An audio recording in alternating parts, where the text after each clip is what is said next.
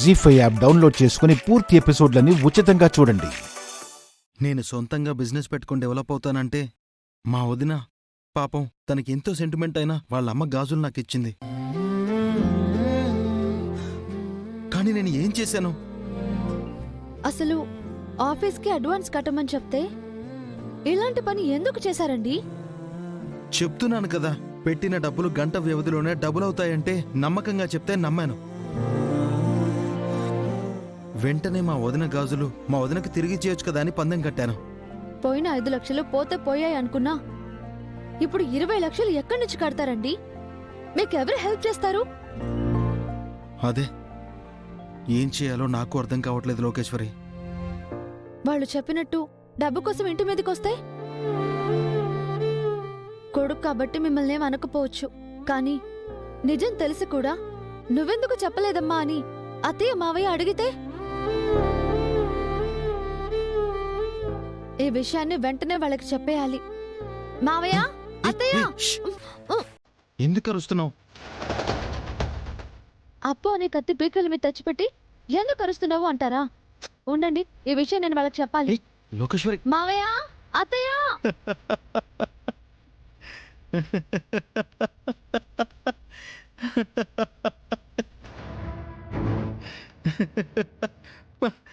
ఎందుకు నవ్వుతున్నారు?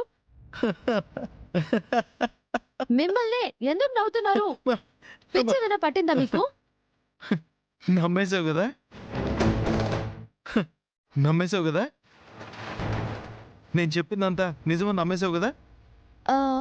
అంటే ఇప్పుడు మీరు చెప్పిందంతా నిజం కాదా? కాదు. మరి మీరు ఇంట్లోకి టెన్షన్ పడుతూ రావటం, బాక్సింగ్లో డబ్బులు పోవడం అంతా యాక్టింగే.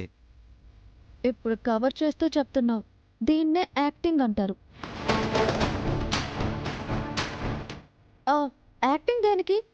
నేను సడన్ గా ఇలాంటి దాంట్లో ఇరుక్కున్నానని తెలిస్తే నువ్వు ఎలా రియాక్ట్ అవుతావో, ఎంత టెన్షన్ పడతావో చూడాలనిపించింది. అందుకే చిన్న శాంపిల్ విసిరా. అయితే బాక్సింగ్లో డబ్బులు పోవడం అంతా చెప్తున్నానుగా, అంతా ఉత్తిదే. అబ్బా, ఇదంతా నిజమేమో అనుకుని ఎంత భయపడిపోయానో తెలుసా? ఇంకెప్పుడు ఇలాంటి ప్రాక్టికల్ జోక్స్ చేయకండి. లోకేశ్వరికి నిజం చెప్పడం మంచిది కాదు. కవర్ చేశాను కాబట్టి సరిపోయింది. దేవుడా.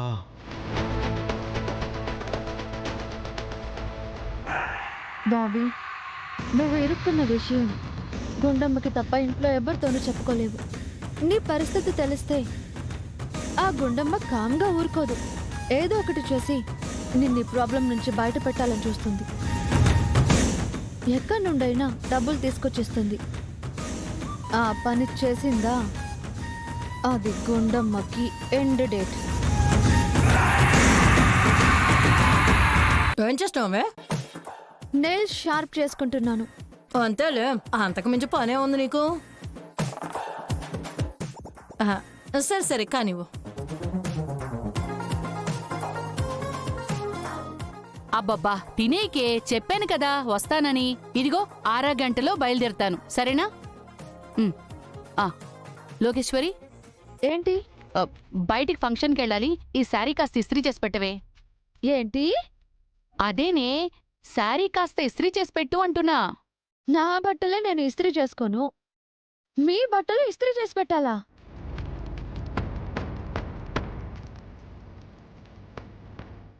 అదేంటి అలా అంటావు? అత్తగారికి ఆ మాత్రం సాయం చేయకపోతే ఎలా?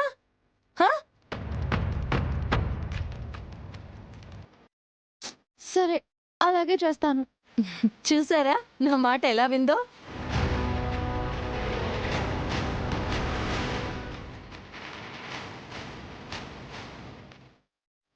కాకపోతే పొరపాటున చీర కాలిపోతే నన్ను అడగకూడదు మరి.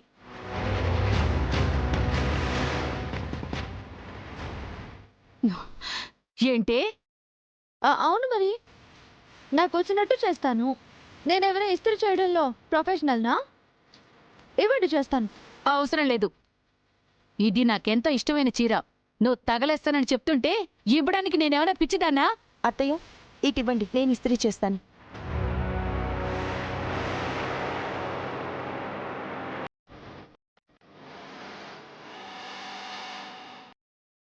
అదిగో చేస్తానంటుందిగా, తనతో చేయించుకోండి. ఇటు ఇవ్వండి అత్తయ్య.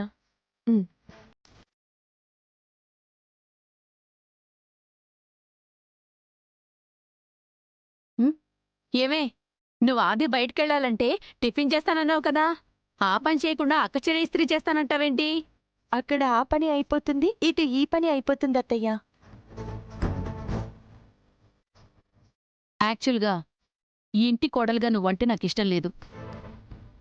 కానీ కొన్నిసార్లు నువ్వే గ్రేట్ అనిపిస్తుంది.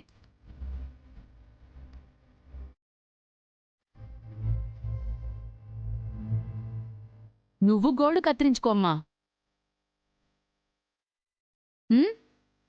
సరే, ఇస్త్రీ త్వరగా చెయ్యి. అలాగే అత్తయ్య.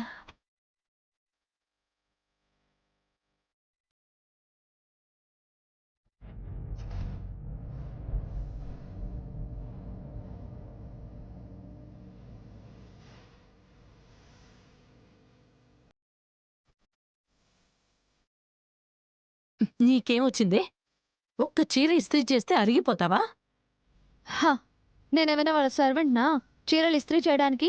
ఇందుకే నేను తెలివి తక్కువ మొద్దు అనేది. నన్ను చూడటం కాదే, ఆ గుండమ్మ తెలివితేటల్ని గమనించు.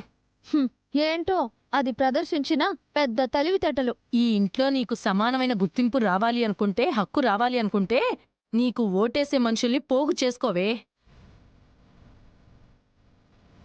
అదే ఆ గుండమ్మ చేస్తుంది. అటు వంట చేస్తుందంట, ఇటు అత్తగారి చీర ఇస్త్రీ చేసేస్తుందంట.